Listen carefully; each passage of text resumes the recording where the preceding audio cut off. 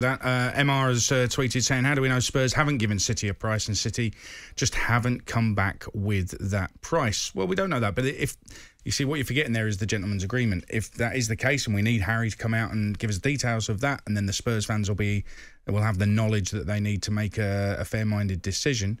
If there was an agreement with Daniel Levy in place between him and the player, then that impacts on that situation. I fully understand Tottenham's Mr. Levy's point of view in terms of he's in control of this situation. He doesn't want to feel like he's being railroaded, whether Harry Kane turns up or not for training. He will feel that he wants to allow this move to happen, and my gut feeling is that it will happen. I know it's out there, and there's lots of people that think it won't happen. I mean, that will be very interesting how Tottenham's season starts to emerge if Harry doesn't get his move. He won't be the first player to have been in this scenario thinking he's on the move and it don't happen. That's happened plenty of times, and you have to get on with it, and you've got to be good. Otherwise, every bad game, every misplaced pass, every missed chance, people are saying you no longer want to do it for us. So he knows where he's at in that respect. But I do understand Daniel Levy wanting to be in control of this situation and not being forced, railroaded or bullied or taking a lesser fee. I totally understand that. And if in his mind he's got just say, I don't know, but if it's £150 million and City, we believe their opening gambit was 100 million and they're nowhere near 150, then maybe he needs to get some sort of auction going. Maybe he needs to get Chelsea involved. How would the Spurs fans feel about that? If Chelsea suddenly say, here's £150 million, Levy's absolutely fine with it because that's the money he wants for a player who doesn't want to be at the football club. No point having him there if he doesn't want to be there. That has happened before. That has happened with players where all of a sudden they're itching for a move somewhere, and all of a sudden you get the chairman turn around to you and say, "Yeah, I've had a bid. Yeah, we've accepted the bid. By the way, it's not from the mob you wanted. It's from them. It's from somebody. What? Hold on a minute. I don't want to go there. I want to go to City. Well, unlucky. We've accepted a bid, and it's from Chelsea or it's from Liverpool. I don't think Kane will be bothered. I think he'd go to Chelsea because there's a better chance of winning something there. These are the Champions League winners. Let's not forget. That's a tough move. That's a tough move across London from Spurs to Chelsea. But this is why I do question how the club is run, because if he's got a fee in mind, Daniel Levy, and the only club that meets that fee is Chelsea. If he then turns that down and Harry Kane stays at Spurs, Nuno's got a player who probably doesn't want to be there. So it's a strange situation that Spurs have got themselves into. That's why I think it's been badly handled.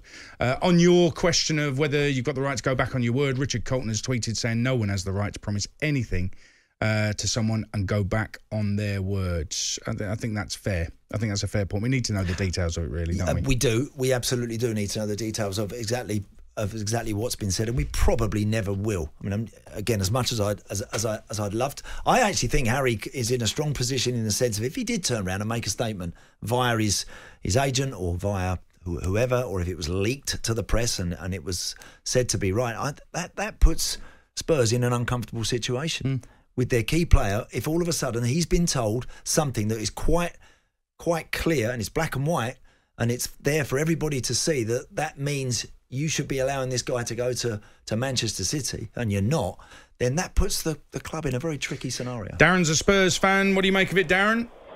Yeah, hi. I just think if you look at all these sort of negative decisions that are made on the field and with transfers, it all comes down to the common denominator in all this, in my opinion, is the chairman. And if you go back to when, just before Maurizio Pochettino was sacked, he had that interview with Gary Lineker where he said, we need a rebuild, we need a painful rebuild, it's going to take time, we have to respect the transfer market, but we need the rebuild. A few months later, Daniel Levy sacks him. He then brings in Jose Mourinho, which 70 to 80% of the fan base probably hated, including myself. But if you bring in a manager like Jose Mourinho, who is, I'll give him his credit, is obviously very successful, you have to give him good players. The club gave him Gedson Fernandes, Carlos Vinicius, Joe Hart, Joe Rodon, bang average players. You can't hire a manager like Mourinho and give him those sort of players to work with.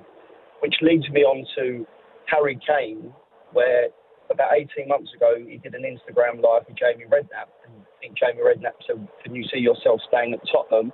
His answer was, I'll stay at Tottenham for as long as I can, as long as they show me the ambition. How are those signings and the players that get brought in year on year, that none of them show an ounce of ambition to where Harry Kane wants to be. Hence why he wants to leave.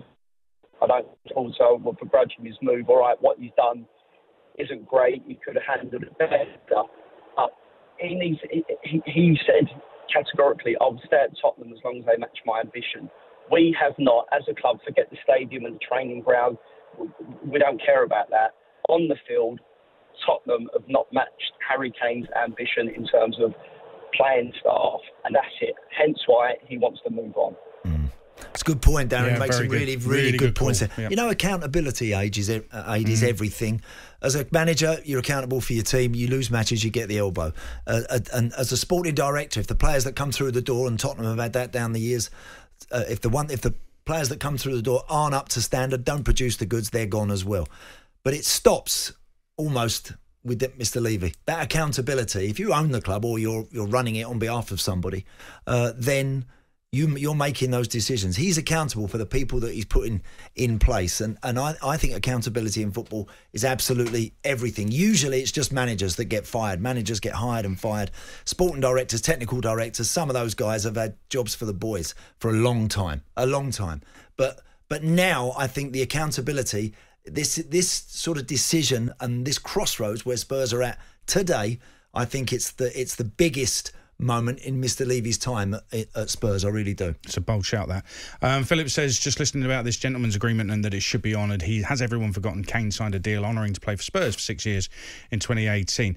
Yes, but alongside that went the gentleman's agreement. You can't just ignore that. And actually, I understand why it would just be a handshake gentleman's agreement between the chairman and the player stroke his representatives, because you don't know how the market's going to go. So if they put in the contract, the get-out clause is 150 million, for example, and all of a sudden the market, and this is pre-COVID, all of a sudden the market went absolutely crazy, and you got players going regularly for 300 million, Spurs miss out. So they might have said to him, look, we don't want to put a figure in there because that might, that might age badly for us. So what we'll do is we'll see you right come the time. Harry talked, in the interview with Gary Neville, Harry talked about having a conversation with the club, and he wanted a fair conversation with the club, and he obviously feels maybe that conversation hasn't been fair or hasn't even been had. But he also said this, and this is the quote from that interview. He said, ultimately, it's going to be down to me and how I feel and what's going to be the best for me and my career at this moment in time. Why would somebody, an experienced pro, say something like that if it isn't ultimately down to him? If Daniel Levy's in control of Harry Kane, why would Harry Kane go public and say, ultimately, it's down to me? Well, he would only make that sort of statement, and that's quite a bold assertion. He would only say that if he had the confidence that he shook someone's hand and they have a clear agreement, a clear understanding on the path forward. Yep. So I'm with you. Look, I still think there's a lot to play out. And don't forget, as we speak, Spurs will probably be trying to acquire players with this money that they're going to get. They want to make sure that, because the disappointment for all the Spurs fans of seeing Harry Kane leave can all of a sudden be softened a little if 3 or 4 very good players come through to beef and fatten that squad up and make it better and make it more competitive than it was last year. So Spurs have got to try and get all their pegs in order and make sure that they time this in the right manner with which it helps Nuno and helps his team progress at the start of this season. There's no point in just taking the money and then all of a sudden starting throwing it here, there and everywhere on players and not landing them and not getting them and getting the wrong ones. They've got to make sure now they do this right. They've been down this road before with the Bale money and they've been criticised for it. So that's why I think this is a massive time for Daniel Levy and for all of those in the power brokers at Spurs. I think they absolutely have to time this to perfection, and I think if Harry goes, good players need to come through the door pretty soon after. Huge time between now and the end of the window at Tottenham. This is talkSPORT.